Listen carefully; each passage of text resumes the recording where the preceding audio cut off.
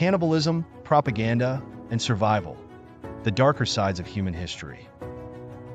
From the desperate colonists at Jamestown to the eerie myths of African kingdoms, these are stories that make you question everything you thought you knew about the past. And trust me, what you'll hear at the end of this video might just change your view on survival itself. Hell broke loose in 1609. The winter was harsh, the food was scarce, and the settlers of Jamestown were on the brink of collapse. This was the starving time, a period of unimaginable suffering that would push the colonists to the darkest corners of human desperation. In the early 17th century, the English established Jamestown, the first permanent settlement in what is now the United States. The settlers arrived with high hopes, but soon found themselves struggling to survive in the unforgiving New World. The swampy terrain, disease, and Native American attacks took a heavy toll on the colony. As the winter of 1609 approached, the situation turned dire. The settlers had failed to plant crops, and the supply ships from England were delayed. The colonists were left to fend for themselves, but there was little to fend with. The once proud settlers were now reduced to eating dogs, cats, and even snakes. But even these extreme measures were not enough. The settlers began to die off, one by one, until the living were forced to confront the unthinkable. There are documented cases of colonists consuming the remains of those who had died. The horror of cannibalism was a grim reality in Jamestown during the starving time.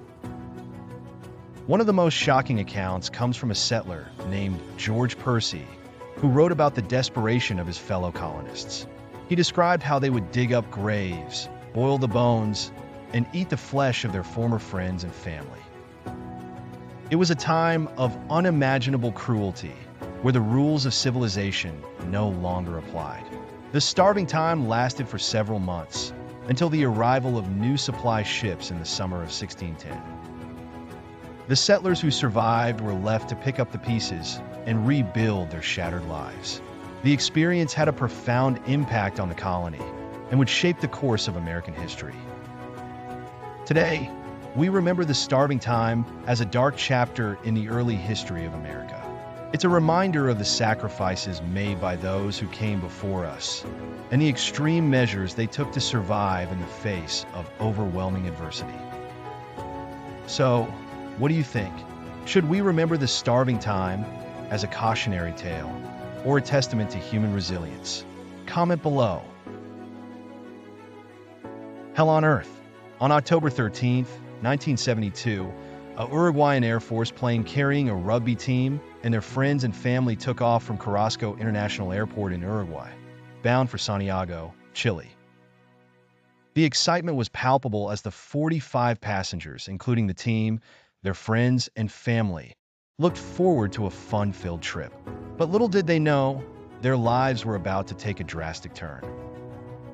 The plane, a Fairchild FH-227D, was flying over the Andes Mountains when it encountered severe turbulence.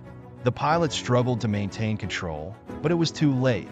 The plane crashed on the eastern slope of the Andes, near the border of Chile and Argentina.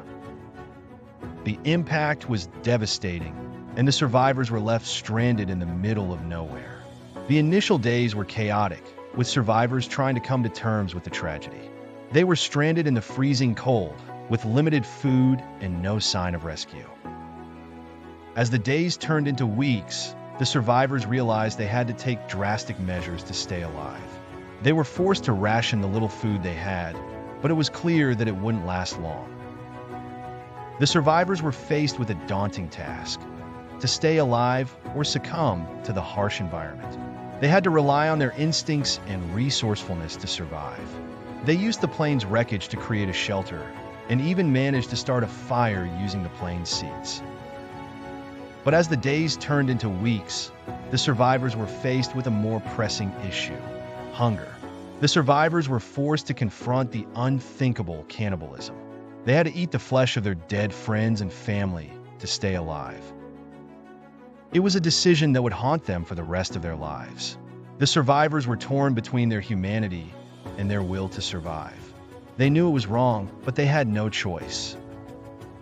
The survivors resorted to cannibalism after 72 days of being stranded. They ate the flesh of their dead friends and family, including the pilot and the team's coach. It was a gruesome act, but it was the only way they could stay alive. The survivors were forced to confront the darkest aspects of human nature, and it would change them forever. As the days turned into weeks, the survivors continued to struggle. They were forced to live in the harsh environment with limited food and no sign of rescue. But they refused to give up. They kept themselves occupied by playing games, telling stories, and even celebrating birthdays. They found ways to keep their spirits high, despite the dire circumstances.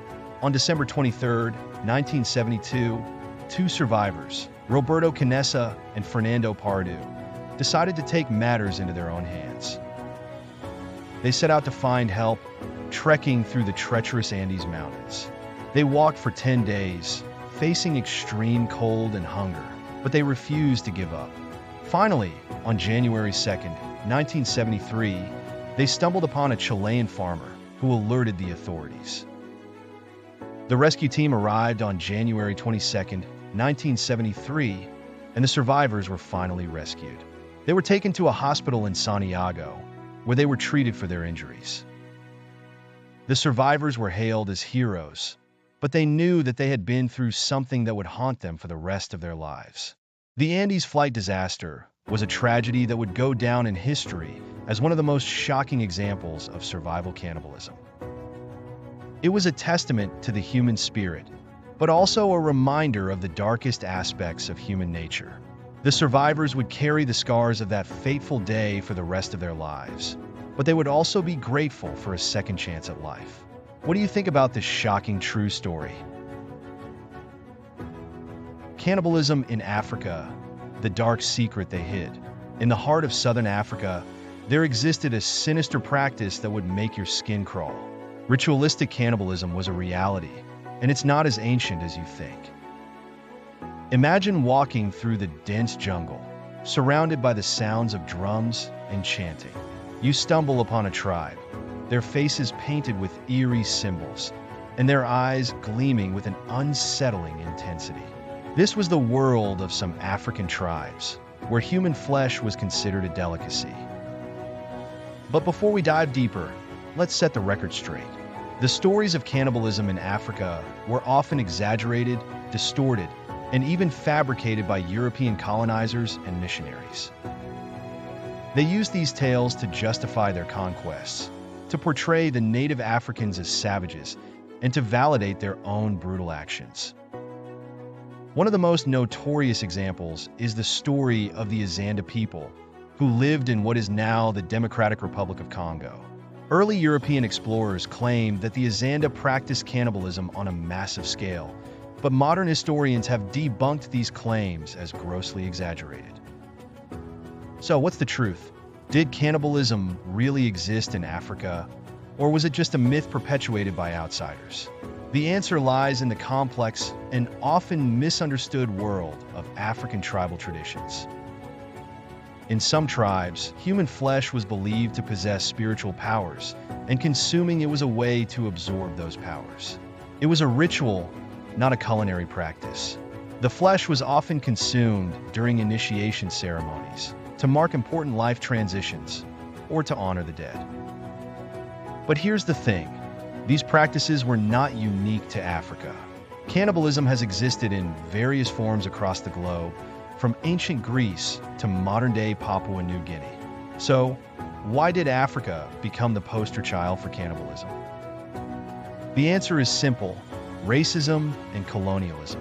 European powers used the myth of African cannibalism to justify their exploitation, to dehumanize the native populations, and to portray themselves as civilized saviors. Today, as we look back at this dark chapter in human history, we must acknowledge the harm caused by these stereotypes. We must recognize the agency and dignity of African cultures, and we must confront the legacy of colonialism that still haunts us. So, what do you think? Are you ready to challenge the myths and stereotypes surrounding cannibalism in Africa? Share your thoughts in the comments below. bloodthirsty secrets hidden in West Africa's past. In the heart of West Africa, there existed a powerful kingdom that would make your skin crawl. The Dahomey Kingdom, a place where warriors were rumored to feast on their enemies' flesh in twisted victory rituals. But how much of this is fact, and how much is fiction? The Dahomey Kingdom was a major power in West Africa from the 17th to the 19th century. Its warriors were known for their bravery and skill in battle, but also for their alleged cannibalistic practices.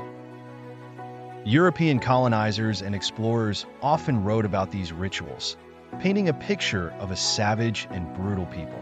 But were these stories exaggerated or even fabricated? It's true that the Dahomey Kingdom was known for its human sacrifices, but these were often performed for religious or spiritual reasons, not for culinary pleasure. The kingdom's warriors did take trophies from their enemies, including heads and limbs, but this was a common practice in many ancient cultures. So, why the emphasis on cannibalism? Perhaps it was a way for outsiders to dehumanize and demonize the people of Dahomey, making it easier to justify colonization and exploitation. Or maybe it was simply a way to sell more newspapers and books by sensationalizing the savage practices of Africans. The truth is, we'll never know for certain what really went on in the Dahomey Kingdom. But one thing is clear. The myth of cannibalism in Africa has been greatly exaggerated, and it's time to set the record straight. What do you think? Share your thoughts in the comments below. Think these stories are shocking? You won't believe what else history has hidden. Check out this next video about forgotten mysteries. It's even wilder. And if you want more of these untold stories, hit that subscribe button and turn on notifications.